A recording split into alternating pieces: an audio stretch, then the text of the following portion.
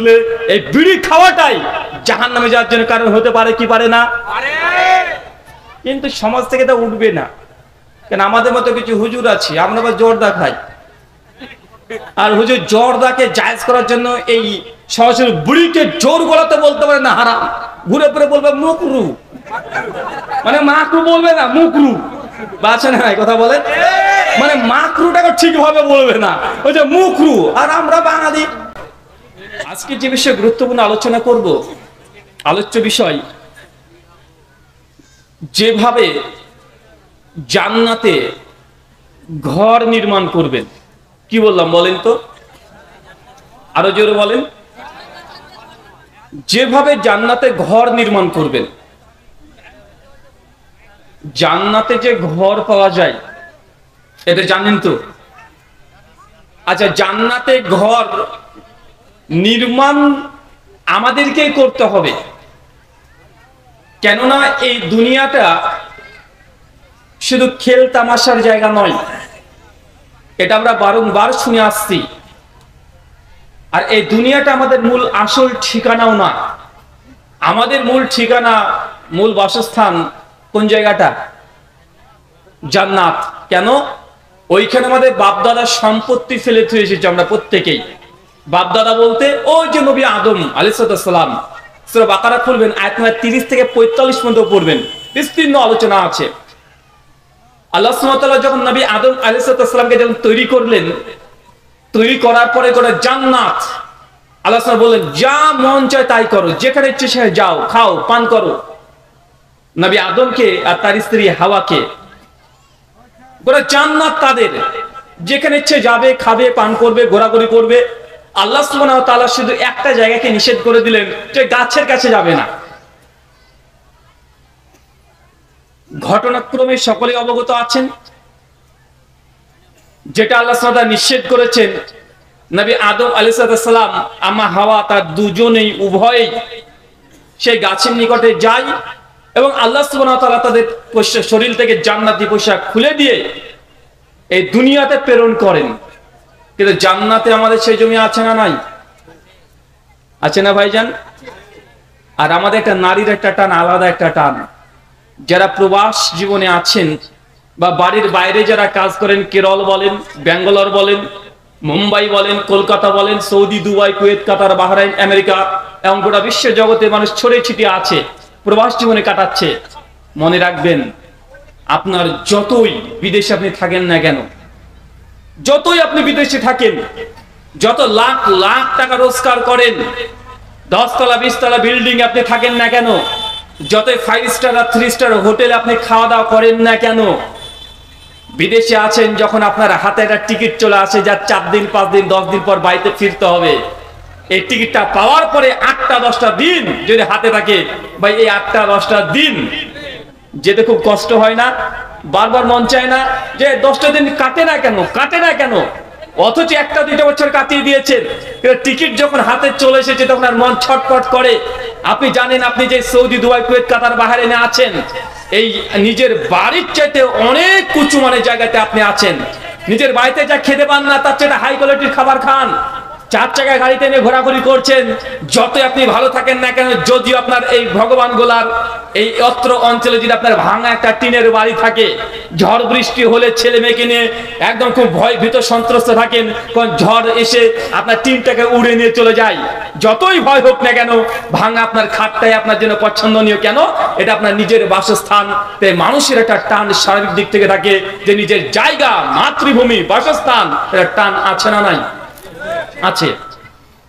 আচ্ছা, কাউকে যদি বলা হয় দুনিয়াতে যে ভাই 1 লাখ টাকা দেবো, জাহান্নামে যাবে, ভাই কেউ রাজি হবে?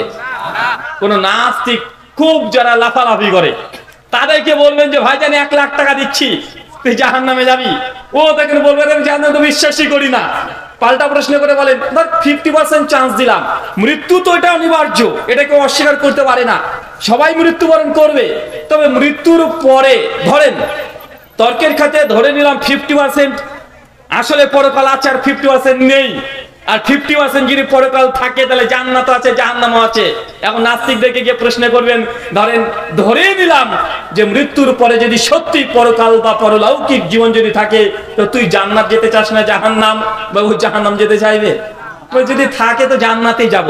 কেন? মানুষের একটা টান আছে, এটা ফিতরাত, মূল বাসস্থান মানুষ যেতে চায়, কিন্তু এই বাসস্থানে যাওয়ার জন্য আমাদেরকে পরিশ্রম করা লাগবে কি লাগবে না? লাগবে। দুনিয়াতেও মানুষ দেখবেন তার যে মূল ফিতরাত, ভালো খাবো, ভালো পড়বো, একটা সুন্দর বাড়ি নির্মাণ করব, আছে না নাই? প্রত্যেক শিশুদের মনে একটা স্বপ্ন। সাইকোলজিস্টরা বলছে প্রত্যেক বাচ্চা ছেলে যখন তার বাবার হাত ধরে স্কুলে যায় বা কোনো জায়গাতে ঘুরতে যায়, প্রথম শিশুর মস্তিষ্কে যে প্রশ্ন যেটা আসে, উঁচু উঁচু বিল্ডিং দেওয়াল দেখবে আর বাবাকে বলে আব্বা বাবা আমাদের এরকম একটা বাড়ি করবে, ভাই আছে না নাই? কেন? এটা মানুষের এই মস্তিষ্ক ওইভাবে তৈরি। প্রত্যেক শিশু অবলা কিছু বোঝে না, তারপরেও একটা সুন্দর বাড়ির স্বপ্ন সেও দেখে। আপনি এত কাজ করছেন কেন? শুধু কি খাওয়া দাওয়ার জন্য? না, খাওয়া দাওয়া তো করবোই, ভালো পোশাক পরবো, একটা স্বপ্ন সুন্দর একটা বাড়ি থাকবে, বাড়ির আপনি স্বপ্ন দেখেন। ঠিক এই জন্য আজকের আমি আলোচ্য বিষয়টা এই ধরনের নিয়েছি, যেভাবে জান্নাতে ঘর নির্মাণ করবেন। মানুষ দুনিয়াতে ঘর নির্মাণ করার জন্য এত পরিশ্রম, রাত দিন পরিশ্রম করে চলে যাচ্ছে। একদম ফজরের সময়তে নামাজ পড়ুক আর না পড়ুক, একজন ব্যক্তির দোকান খোলার জন্য চলে যায়, আছে না নাই? আপনি খুব রাগী মানুষ আমি জানি, কিন্তু আপনি একজন ব্যবসায়িক, প্রচন্ড রাগী মানুষ, পরিবারের সবার সঙ্গে রাগ দেখান, কিন্তু আপনি যখন দোকানদার ব্যবসায়ী, সেই সময় একজন যদি বখাটের ছেলে গিয়ে যদি আপনাকে বলে যে ভাইজান এই দ্রব্যের দাম কত, আপনি দাম বলেছেন 600 টাকা, ও যদি ফট করে বলে যে 200 টাকাতে দেবেন, ভেতরটা রাগে চনমন করে, তারপর আপনি রাগ দেখান না কেন? কারণ এই মালটা বিক্রি করতে পারলে 200 টাকা লাভ হবে, মানে আপনার স্বপ্ন যে বেচা কেনা করছেন লাভ্যাংশ পাওয়ার জন্য, স্বপ্ন পূরণ করার জন্য, আছে না নাই? আছে। সার্বিক দিক থেকে আপনাকে এই কথা বোঝানোর চেষ্টা করলাম যে মানুষের যেটা স্বপ্ন, মানুষ স্বপ্নকে পূরণ করার জন্য সে কার্যক্রম করছে। আপনি দেখেন আপনার উদ্দেশ্য কি, যাই করেন না কেন, পরিশ্রম, উদ্দেশ্য স্বপ্ন পূরণ, অন্য কিছু আছে? নাই। ঠিক জান্নাতে আল্লাহ সুবহানাহু ওয়া তাআলা আপনাকে ঘর দিবেন, কিন্তু বিনা পরিশ্রমে নয়, পরিশ্রম করতে হবে। যত সামান্য আপনাকে পরিশ্রম করে দেখাতে হবে। যদি এই পরিশ্রম করে যদি আল্লাহকে খুশি করতে পারেন, রাজি করতে পারেন, তবে আপনি জান্নাতে ঘর পাবেন। সুনানে আবু দাউদে একটা হাদিস আসছে, হাদিস নম্বর 4740-এ আল্লাহর নবী বলছেন যে আল্লাহ যখন জাহান্নামকে তৈরি করলেন, কি তৈরি করলেন বলেন তো চাচা? জাহান্নামকে তৈরি করলেন। জাহান্নামকে তৈরি করার পরে ফেরেশতা জিবরিলের নাম শুনেছেন?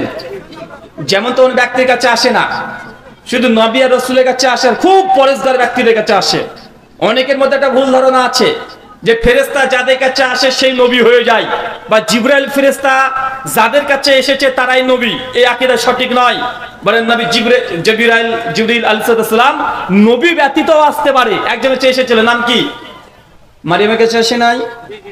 সূরা মারিয়াম খুলবেন, প্রথম থেকে শেষ আয়াত, সূরা আল ইমরান 40 থেকে 58 নম্বর আয়াত পর্যন্ত জিবরাইল এসে মারিয়ামকে বারবার সুসংবাদ দিয়ে যায় নবী ঈসা আলাইহিস সালামের। তার মানে এই আয়াতগুলো থেকে বোঝা যায় জিবরাইল যার কাছে আসে সেই নবী হয়ে যায় না, তবে জিবরাইল নেককার পরেশগার সলিহিন ব্যক্তির কাছেও আসতে পারে। আর মাঝে মধ্যে মনে রাখবেন, ফেরেশতা আল্লাহ সুবহানাহু ওয়া তাআলা দুনিয়াতে প্রেরণ করেন মানুষকে পরীক্ষা করার জন্য।